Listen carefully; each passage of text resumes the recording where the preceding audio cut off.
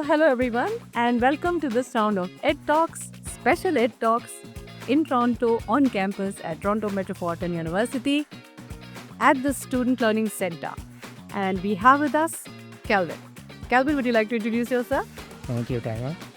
Hi everyone, my name is Kelvin Chan, and one of the Associate Directors for International Recruitment here at TMU, Toronto Metropolitan University. Kelvin, tell us about what kind of programs TMU offers.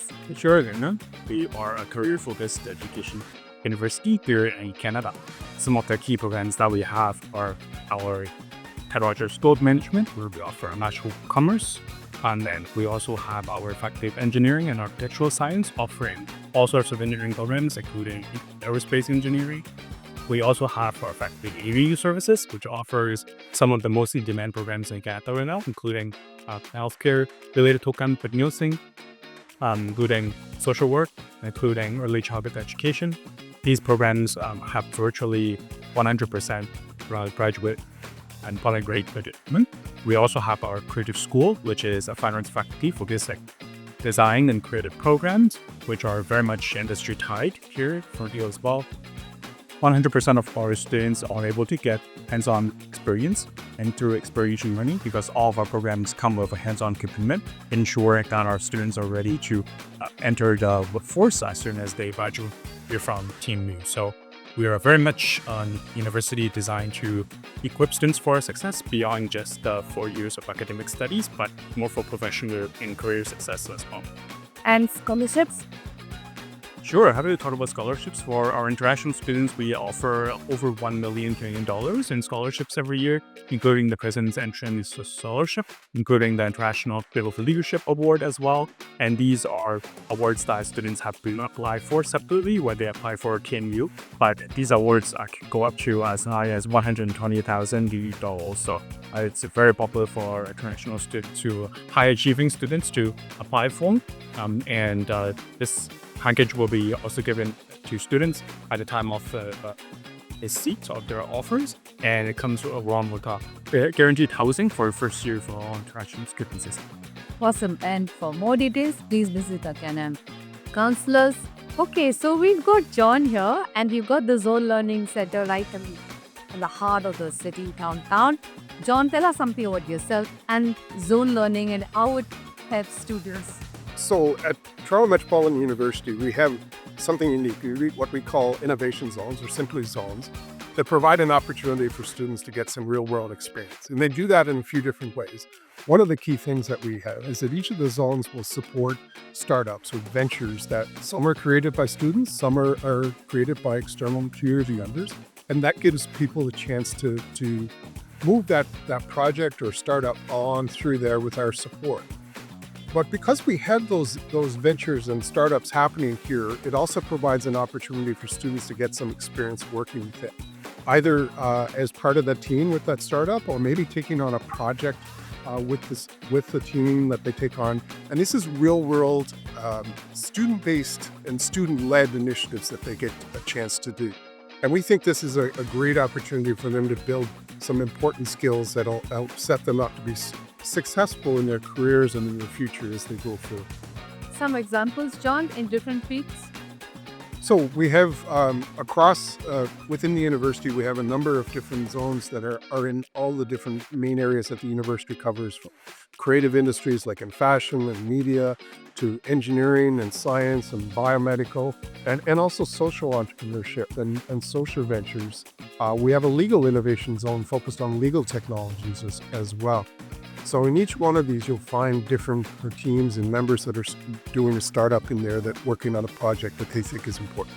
So is it a separate cost to the student, and is there a particular duration for this? It's good questions. So there's no cost for the students to participate in the zones and bring project forward and anything. In fact, with some of the initiatives that we have, we even find ways to provide a bit of a stipend for some of the students that get involved as well. And one of the other advantages we have with the zones is the activities aren't limited by a particular time. So if it takes a bit longer to work on a project, it's possible for the student to do that and take more than a term to do it. Some of them are set for short-term initiatives, so something that might be over a weekend or over a couple of weeks. or it might take a term. But if they actually have a venture or project of their own and they want to work on it, they can work on that over the time period that they need to do that project. All right. That was amazing, John. Thank you so much. Hey, thanks very much for the opportunity. Hi, and we have Rain with us here. Rain, tell us something about yourself and tell us about the zone learning. Well, I'm a creative industry student at TMU, and I forget the DME, which is just like the hub for students to be able to use our resources. All right. So, what is zone learning all about, and how would it interest international students? Is it all about being entrepreneurial or innovative, or what is it about?